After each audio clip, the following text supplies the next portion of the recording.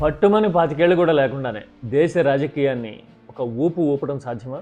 ఎలాంటి political background లేకుండా from nowhere వచ్చినా కూడా మహామహులు అనుకున్న వాళ్ళ రాజకీయాన్ని పట్టి కుదిపేసేంత ఇంపాక్ట్ చూపించడం ఎంత గొప్ప విషయం, ఎంత ప్రత్యేకత అనుకోవాలి. అంతా కలిపి 25-30 ఏళ్ళు కూడా లేకుండా అలా ఎలా సాధ్యం? ఇవాళ రేపట్లో చూస్తూ ఉన్నాం, రాజకీయ వారసత్వాలుండి మీడియా జాకీలేసి లేపుతా ఉన్నాం. 15-20 ఏళ్ళుగా నానా తపన యాతన పడిపోతున్న వాళ్ళని చూస్తూ ఉన్నాం కదా అంటారా? అలాంటివి ఉంటాయి. ఇంత ఇంపాక్ట్ఫుల్ చూపించగలిగిన థాట్ లీడర్గా నిలబడగలిగిన పర్సనాలిటీస్ కూడా మన ముందు కనపడతాయి. నేను చెప్తున్నది ఇలాంటి థాట్ లీడర్షిప్ గురించి, ఇంపాక్ట్ఫుల్ పొలిటికల్ నేరేటివ్ గురించి. ఇంతకీ 25 ఏళ్ళు లేకుండానే దేశాన్ని కుదిపేసిన లీడర్ ఎవరు? నేను చెప్తాను. మన కళ్ళ ముందు కూడా కనిపిస్తుంటాడు ఆయన.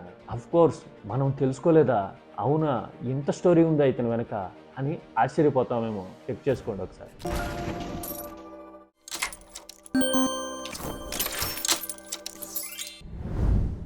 ఇవాళ రేపట్లో రాజకీయం అంటే మనీ గేమ్ అయిపోయింది కదా. బ్రహ్మాండంగా డబ్బులు ఉండాలి, లేదంటే రాజకీయ వారసత్వాలు ఉండాలి. తండ్రో తాతో తల్లో ఎవరో ఒకళ్ళు ఉండాలి రాజకీయాల్లో. మీడియా సపోర్టు, ఇంకా రకరకాల హంగు ఆర్భాటాలు ఉండాలి కదా, లేకపోతే రాజకీయాల్లోకి రావడం అసాధ్యం అనిపిస్తూ ఉంది కదా ఇవాళ రేపట్లో. కానీ ఇలాంటి ఈక్వేషన్స్ని, క్యాలిక్యులేషన్స్ని అన్నిటినీ బ్రేక్ చేసి ఫ్రమ్ నోవేర్ కొందరు వస్తూ ఉంటారు. ఆలోచన ఉంటే గనక, మేధస్ అంటారే అది ఉంటే గనక, జన అభిప్రాయాల్ని ఓడిచి పట్టుకోగలిగిన కెపాసిటీ ఉంటే గనక రాజకీయాల్లో సక్సెస్ అవడం సాధ్యమే అని ఇలాంటి వాళ్ళు మనకు చూపిస్తారు. నేను చెప్పబోతున్న political personality none other than Raghav Chadha, AAP Rajya Sabha MP.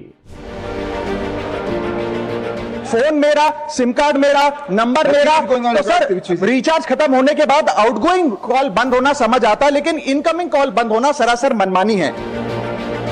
చూడడానికి చాక్లెట్ బాయ్లో ఉన్నాడు కదా, చాలా మందికి తెలిసే ఉంటుంది. Heroine Parineeti Chopra husband Raghav Chadha. ఇప్పటికీ గట్టిగా 40 ఏళ్ళు కూడా ఉండుండవు. కానీ రాఘవ్ చద్దా గురించి ఎందుకు మాట్లాడుతోంది దేశం? పార్లమెంట్ మొత్తం రాఘవ్ చద్దా మాట్లాడుతుంటే ఎందుకు చెవులు రిక్కించి వింటుంది? నిన్నగాక మొన్న రాష్ట్రపతి ద్రౌపది ముర్ము కూడా రాఘవ్ చద్దాని ప్రత్యేకంగా రాష్ట్రపతి భవన్కి పిలిపించి ఎందుకు మాట్లాడారు, అప్రిషియేట్ చేశారు. ఈ విషయాలు తెలియాలంటే Raghav Chadha political career graph ఒకసారి చూడాలి మనం. 2011-12 సంవత్సరంలో అవినీతి వ్యతిరేక ఉద్యమంతో, లోక్పాల్ ఉద్యమంతో దేశం అంతా ఊగిపోయింది. గుర్తుండే ఉంటుంది కదా మీకు. కేజ్రీవాల్ రాజకీయాల్లోకి అదే మొమెంటంతో కదా దూసుకుని వచ్చారు. సరిగ్గా ఆ సమయంలో ఆప్ పార్టీ పుట్టినప్పుడు నేషనల్ స్పోక్స్ పర్సన్ అని రాఘవ్ చద్దా పేరు అనౌన్స్ చేశారు ఫ్రమ్ నోవేర్. అతనికి అప్పుడు గట్టిగా 25 ఏళ్ళు ఉంటాయి, లేవేమో కూడా. 25 ఏళ్ళు కూడా లేని ఒక లీడర్ కాంగ్రెస్, బీజేపీ లాంటి సాంప్రదాయక పార్టీల లీడర్లకి ముచ్చెమటలు పట్టించేవాడు. హిందీ, ఇంగ్లీష్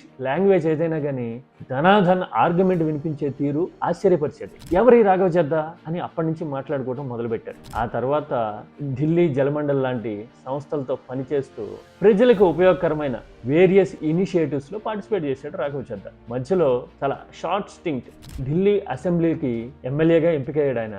ఆ తర్వాత పంజాబ్లో ఆప్ అనూహ్యంగా అధికారంలోకి వచ్చిన తర్వాత ఆ స్టేట్ నుంచి రాజ్యసభకి ఎలక్ట్ అయ్యాడు. రాజ్యసభకి ఎలక్ట్ అయిన తర్వాత దేశవ్యాప్తంగా ఉన్న రాజకీయ నాయకుల్లో, ఇంపాక్ట్ఫుల్ పర్సనాలిటీస్లో, influential talking ability and thought process ఉన్న వాళ్ళలో అగ్రగణ్యులు ఎవరు, టాప్ చార్ట్స్లో ఉండేది ఎవరు అని చూస్తే అందులో రాఘవ్ చద్దా పేరు ఓవర్ ద ఇయర్స్ ఇంకా వస్తూ ఉంది. మీకు తెలుసా ఆ విషయం? పైగా రాఘవ్ చద్దా సభలో మాట్లాడే టాపిక్స్ కూడా, ఆ పిక్కింగ్ కూడా చూస్తే ఆశ్చర్యంగా అనిపిస్తుంది. నిన్న మొన్న నేను ఒక చిన్న వీడియో చేశా. టీటాక్స్ ఫాలోవర్స్ అందరూ ఫుల్ వీడియో చేయండి అని అడిగారు. टेलीकॉम ऑपरेटर का 28 दिन का मंथली रिचार्ज, साल में सर महीने 12 होते हैं, लेकिन 28 दिन की रिचार्ज के माध्यम से 13 टाइम्स रिचार्ज कराना पड़ता है. कैसे सर? 28 दिन into 13 times is equal to 364 days.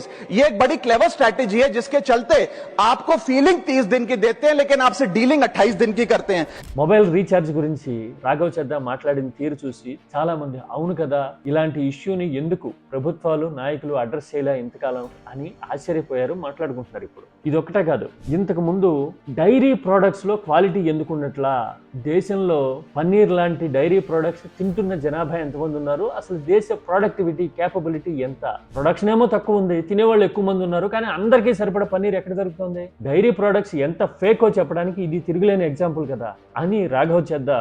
Sir आप सोचिए कि जब एक माँ अपने बच्चे को दूध का ग्लास देती है सोचकर कि इसमें कैल्शियम है, प्रोटीन है, मेरा बच्चा तंदुरुस्त बनेगा, उसे इस बात का अंदाजा भी नहीं है कि वे एक यूरिया और डिटर्जेंट का डेंजरस मिक्स अपने बच्चे को पिला रही है. सर एक रिसर्च बताती है कि मिल्क के सैंपल्स में 71% सैंपल्स में यूरिया और 64% सैंपल्स में न्यूट्रलाइजर जैसे सोडियम बायोकार्बोनेट पाए गए। सर इतना तो देश में मिल्क का प्रोडक्शन नहीं है जितना इस देश में दूध बेचा जा रहा है। చూసారా మాట్లాడిన తీరు దేశాన్ని ఆశ్చర్యపరిచింది. అఫ్ కోర్స్ మన దగ్గర ఇవాళ రేపట్లో డైరీ ప్రొడక్ట్స్ గురించి డైరీల గురించి మాట్లాడడం అంటే రాజకీయం అయిపోయింది. మీడియా వచ్చి ముసుగు కప్పేస్తుంది అమాంతం దాని మీద. కానీ వెస్ట్రన్ పార్ట్స్ లో గుజరాత్, రాజస్థాన్ లాంటి చోట్ల డైరీ సిండికేట్స్ మీద, కల్తీల మీద, నకిలీల మీద భారీ స్థాయిలో జాతీయ స్థాయి రైడ్స్ జరిగిన ఈ మధ్యకాలంలో మన దగ్గర టాక్టికల్ గా డైరీ ఇండస్ట్రీ రాజకీయం కలిసి ఉంటాయి కాబట్టి అలాంటి చర్చలు రావు. ఆ సందర్భంలో రాఘవ చెద్ద రాజ్యసభలో మాట్లాడారు ఈ టాపిక్. ఇది ఒక్కటే కాదు, ఆర్థికపరమైన విషయాల గురించి,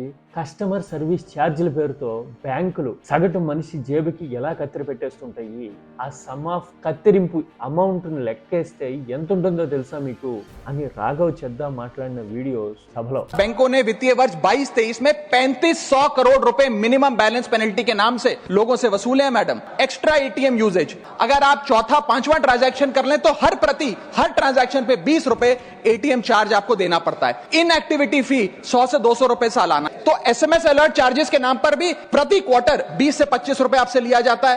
ऑनलाइन पेमेंट करेंगे एनईएफटी की तो ट्रांजैक्शन फी भी ली जाती है। చూశారు కదా, ఇలాంటివి కొలలుగా కనపడతాయి. అంటే టాపిక్ పిక్కింగ్ దగ్గర నుంచి వాటిని ప్రొజెక్ట్ చేసే తీరు వరకు ప్రతిదీ ఇంటాక్ట్, ఇంపాక్ట్ఫుల్ అండ్ అన్నిటికీ మించి ఇన్ఫర్మేటివ్ అన్నట్టుగా ఉంటుంది రాఘవ్ చెద్దా పిక్కింగ్. ఎందుకని ఆయన ఇంత నిశ్చితంగా మాట్లాడగలుగుతారు? ఆయన ఎడ్యుకేషనల్ బ్యాక్గ్రౌండ్ ఏంటి అంటే రాఘవ్ చెద్దా చార్టెడ్ అకౌంటెంట్. అందుకోసమే ఆయన చదువుని, పరిజ్ఞానాన్ని రాజకీయానికి జోడించి ప్రజల కోసం మాట్లాడడం ఆయన మొదలుపెట్టారన్నమాట. అందుకోసమే ఈ యువ నాయకుడి గురించి దేశం మొత్తం మాట్లాడుతాం. అఫ్ కోర్స్ పొలిటికల్ గా ఒక పార్టీలో ఉన్నప్పుడు రాజకీయపరమైన ఎలిగేషన్స్ కూడా చాలా ఉండొచ్చు. రాఘవ్ చెద్దా మీద కూడా అలాగే ఉంటాయి. ఆయన ఉండడానికి ఆప్లో ఉన్న కేజ్రీవాల్ సపోర్ట్ చేసి తీసుకొచ్చిన నాయకుడిగా ఉన్నా కానీ ఆయన ప్రో బీజేపీ మైండ్ సెట్ తో ఉంటారు.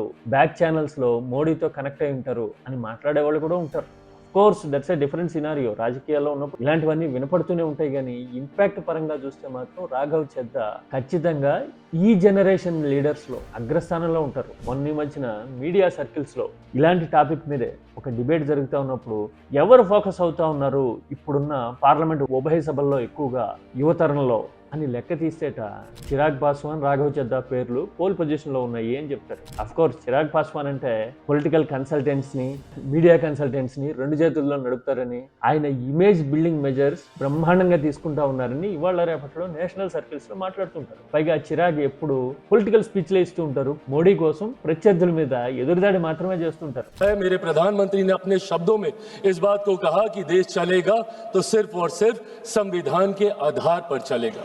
मेरे प्रधानमंत्री की तस्वीर बैनर, पोस्टर, होर्डिंग पे लगाने की जरूरत नहीं है। प्रधानमंत्री मेरे दिल में बसते हैं, जरूरत पड़ेगी तो दिल चीर के दिखाऊंगा। చూసారు కదా, రాఘవ్ చెద్దా మాత్రం పొలిటికల్ స్పీచ్లతో పాటు జనానికి పనికొచ్చే టాపిక్స్ మాట్లాడుతూ ఉండేసరికి ఇప్పుడు ఎవరి లీడర్ అని ప్రత్యేకంగా దేశం అంతా అటువైపు చూస్తూ ఉంది.